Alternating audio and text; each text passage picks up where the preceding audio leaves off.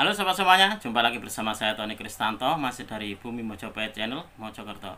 Nah sobat semuanya, di episode kita kali ini saya ingin mengajak kalian semuanya untuk mengenal dari misteri peksi kurung. Jadi untuk di video kemarin saya sudah berjanji kepada kalian semuanya bahwasanya saya akan memberikan sebuah video khusus untuk membahas misteri dari peksi kurung. Nah, apa sajakah misterinya dan apa sih kehebatan dari peksi kurung itu? Langsung saja kita akan review bersama.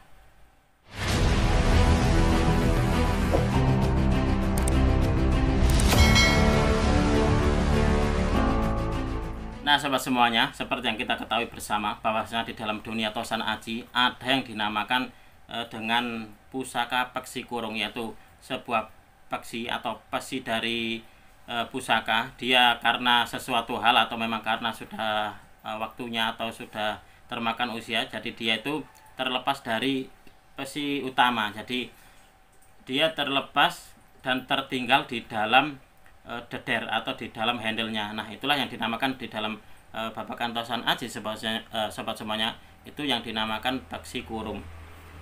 Kemarin itu sebenarnya saya sudah memiliki bahan. Jadi ada salah satu teman yang ada di Gombong, kalau nggak salah Gombong atau Kebumen, itu memiliki, jadi saya mahari. Nah waktu itu akan saya buat videonya untuk membahas tentang peksi kurung, dan ternyata malam harinya saya dihubungi oleh seseorang dari Madura, bapak kepala desa, daerah mana itu saya lupa. Nah itu menanyakan tentang peksi kurung itu apakah dimaharkan. Setelah itu ya memang saya maharkan, akhirnya dimahari oleh beliau. Jadi saya wah, ini nggak jadi akhirnya untuk bikin videonya. Karena apa? Karena untuk bahannya nggak ada. Jadi karena saya membuat video, jadi bahannya harus ada, bahan yang akan kita review itu harus ada. Nah kebetulan sebenarnya secara bersamaan itu, waktu itu saya memiliki dua pandangan peksi kurung. Yang satu dari daerah Gombong itu tadi, yang sekarang sudah termahar, dan yang satunya lagi adalah dari daerah Surabaya. Nah karena yang satunya sudah termahar, akhirnya yang di Surabaya itu, di teman saya itu saya mahari akhirnya. Biar apa?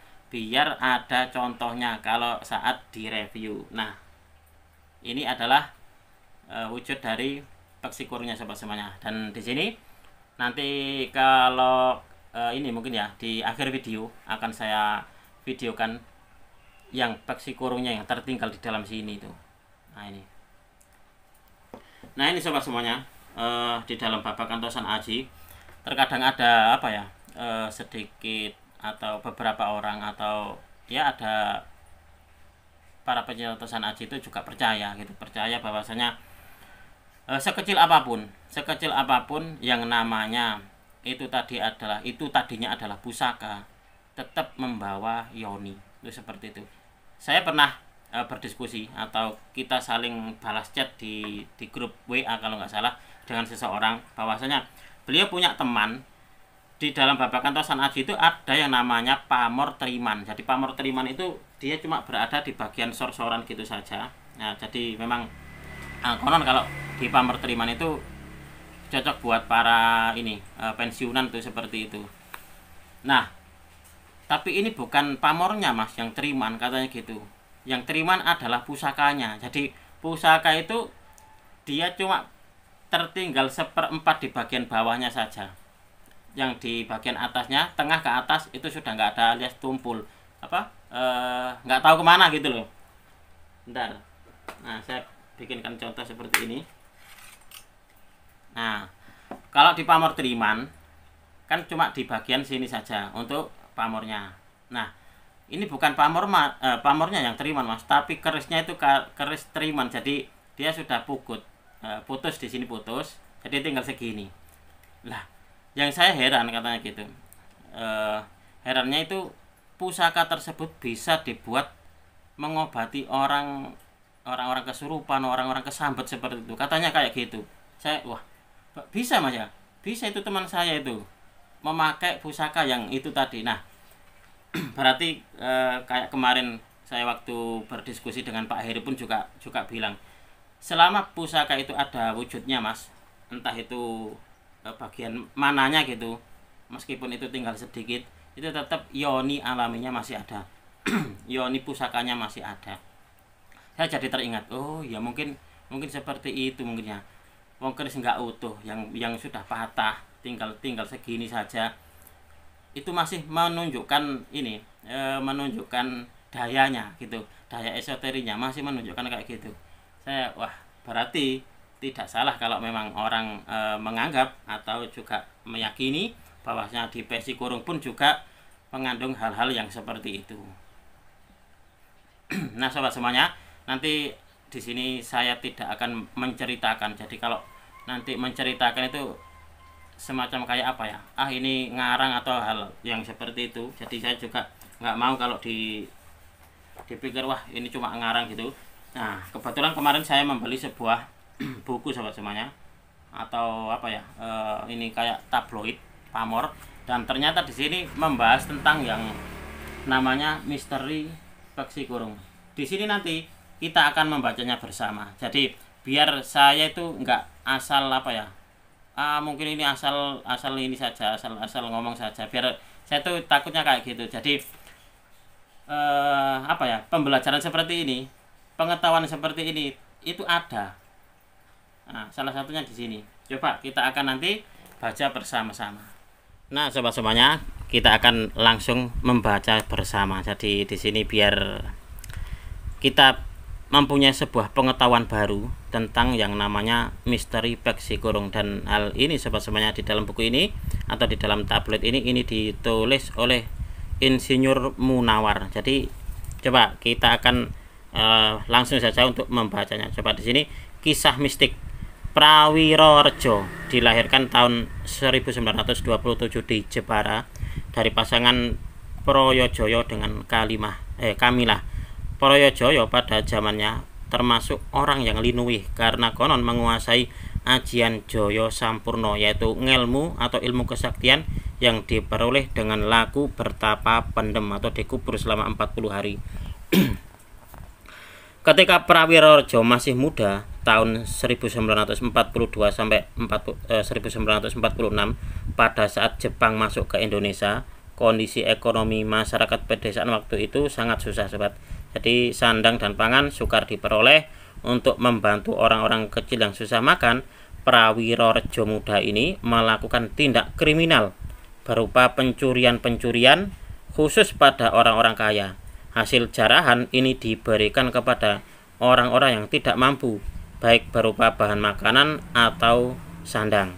Selama menjalankan aksinya, Prawirorejo menyandang pusaka berpamor Kuta Mesir. Saya punya ini Kuta Mesir ini sobat semuanya, pamor Kuta Mesir ceblokan, yang berkhasiat bisa menghilang dalam pengejaran. Wow, berarti memang benar ya.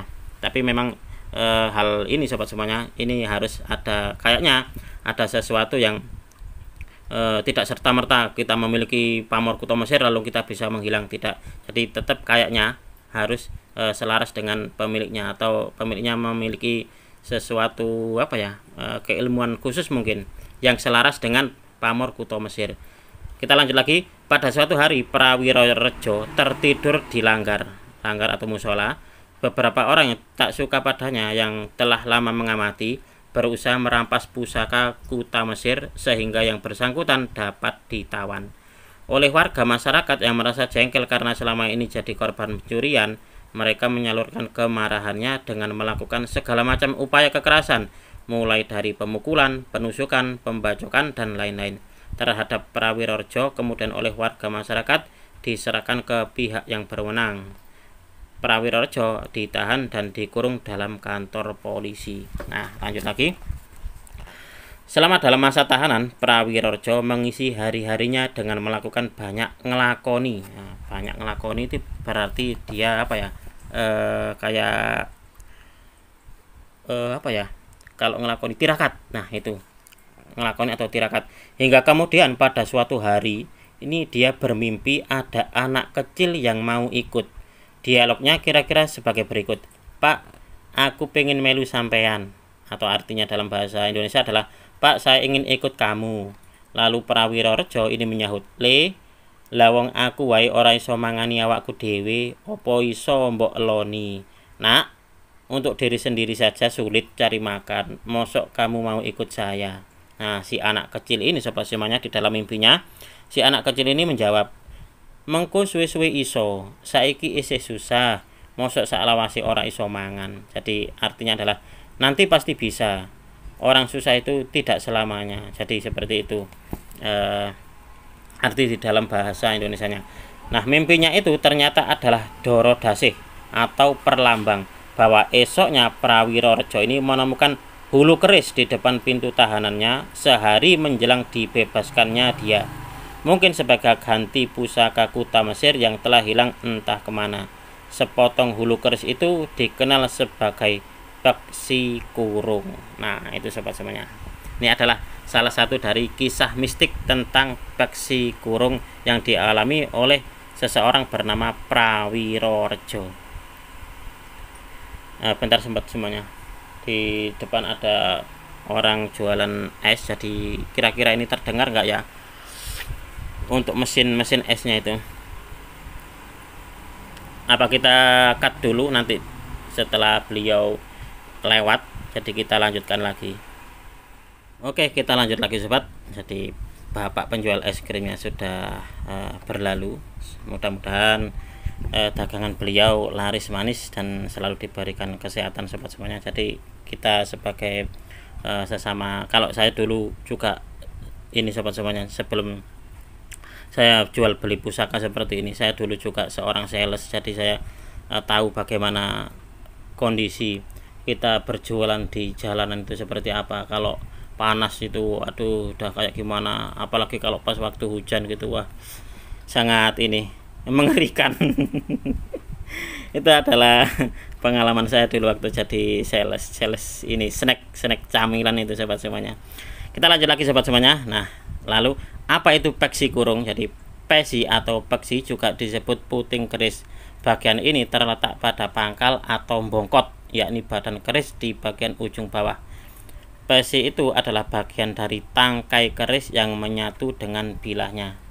Karena sesuatu hal, pesi ini terpisah dengan bilahnya dan terkurung dalam hulu keris atau ukiran atau deder, sehingga disebut peksi kurung. Nah, ini sobat semuanya. Lalu kita akan lanjut lagi, karena di bagian ini keterangannya kurang begitu apa ya, menurut saya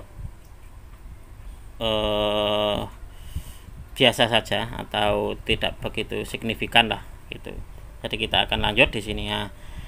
Pesi kurung sering kita temukan oleh sebab karatan, maka pesi terputus dan tertinggal di dalam hulu atau ukir atau deder, mungkin karena diselipkan rambut yang kemudian berkarat sehingga bagian tertentu peksi lengket. Ketika mencoba mengulir untuk membuka hulu kerisnya, justru langsung patah. Nah, sobat semuanya, jika kalian sering mendapati pusaka-pusaka lokasian, kalau entah kenapa pusaka lokasian zaman dulu itu di bagian ini ya, bagian sininya dan menyatu dengan dedernya ini dikasih ganjalan rambut itu seperti itu.